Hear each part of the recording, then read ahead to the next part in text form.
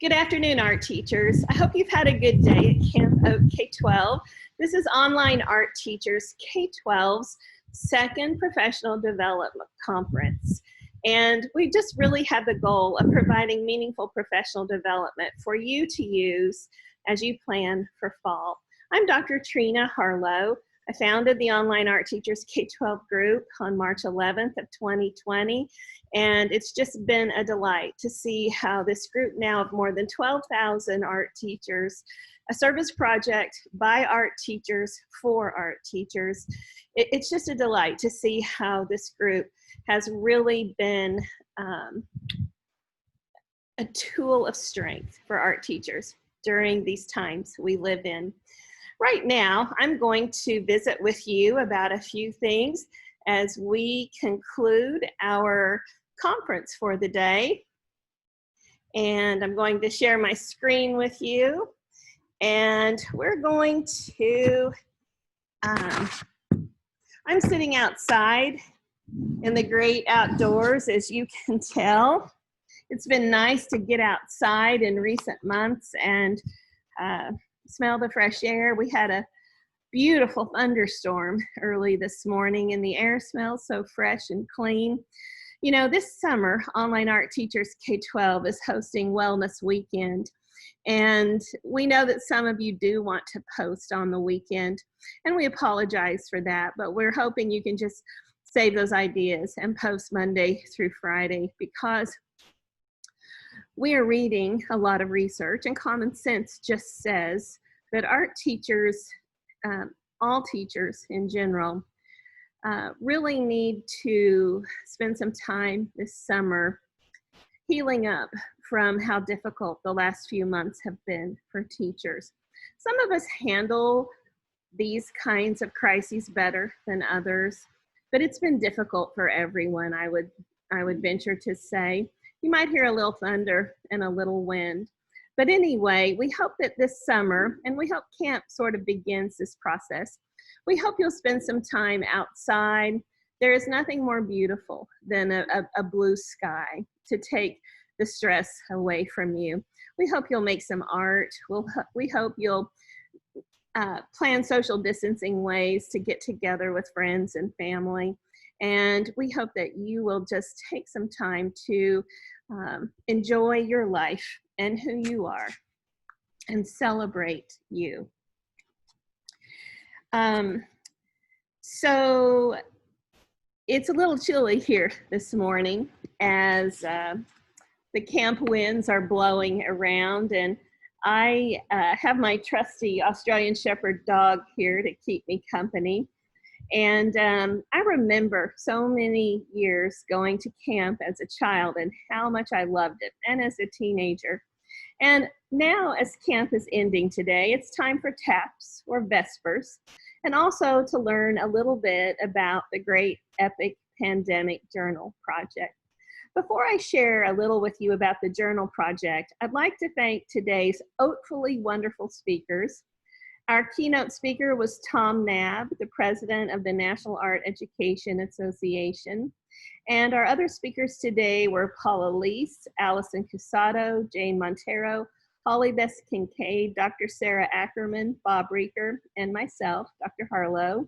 I also want to give a shout out to our keynote speaker tomorrow, Dr. Socorro Herrera, who is from Kansas State University, an international speaker, and the director of the Center for Intercultural and Multilingual Advocacy. We hope you shared some images of yourself today in the comment bar of the session posts. You see, you are OAT K-12. You are vitally important to the success of this service project by art teachers for art teachers. I want to give a shout out to our team leaders who've been working hard for you: Beth, Bob, Chad, Evan, Holly, Kate, Marie, Paula Lease, Randy, and Sarah. I so enjoy working with these 10 outstanding art educators. And now I think we'll discuss the Great and Epic Pandemic Journal Project.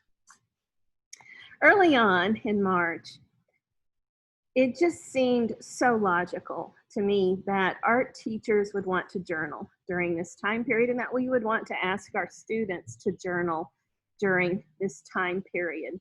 So we asked in this group for you to make a journal, either a paper journal or a digital journal. And we asked you to email us at onlineartteachers@gmail.com if you wanted to be an official participant in the Great Epic Pandemic Journal Project. And we began making some posts to inspire you, and some of us team leaders, Randy, Kate, and myself, shared some of our journal pages with you just to inspire you. I reached out to the Smithsonian Institution early in March to see if they might want some of our journals for an upcoming exhibit they might potentially do on COVID-19. Now we know a lot's happened since COVID-19 began, because we now are having a much needed conversation about systemic racism and racial equality in this country, and what really truly is racial equality. So our journals have grown in message and theme more than from when we started them to address the virus and document the timeline of what we were all experiencing in our own homes and schools and communities and state and nation and world regarding the virus.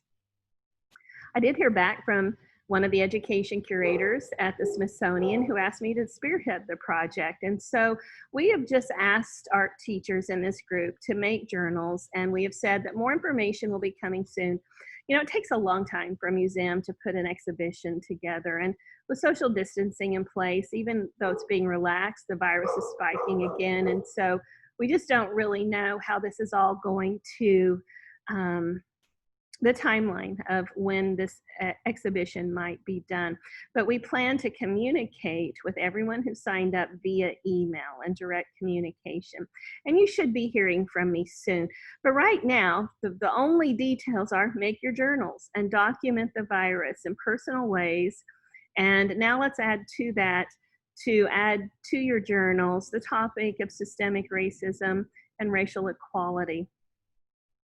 And you must email us to participate. It's not too late to join. If you want to participate, email us at onlineartteachers@gmail.com and tell us that you would like to join the project. I want to show you a few slides of journal pages that some of our team members have done for the journal project. Kate Miller, one of our team leaders, did this incredible illustration of Dr. Fauci, and we all have just really loved this. This is another one of Kate Miller's journal pages.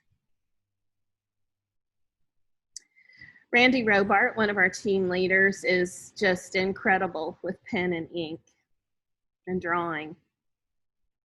And his journal pages are amazing.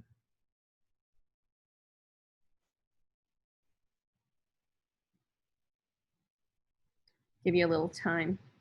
A true teacher is not one who is inspired, but one who inspires others. This is another one of Randy's.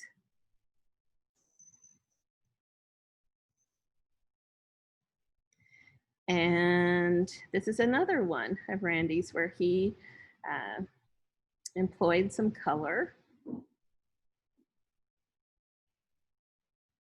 And another one of Randy's.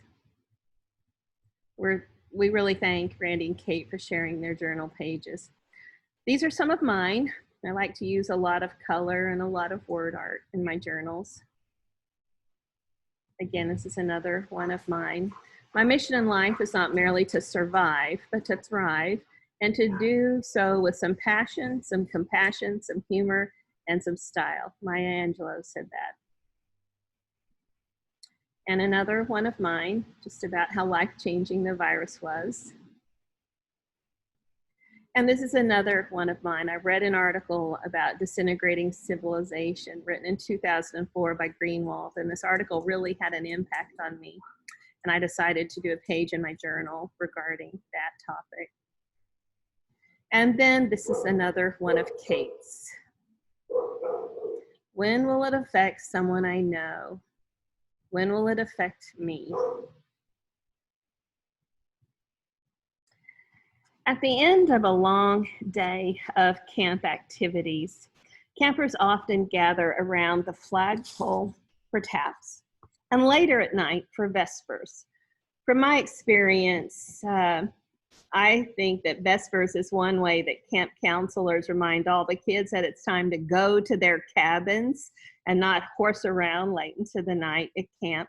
But it's also a time to think and reflect. That's one thing going to summer camp always did for me as a kid.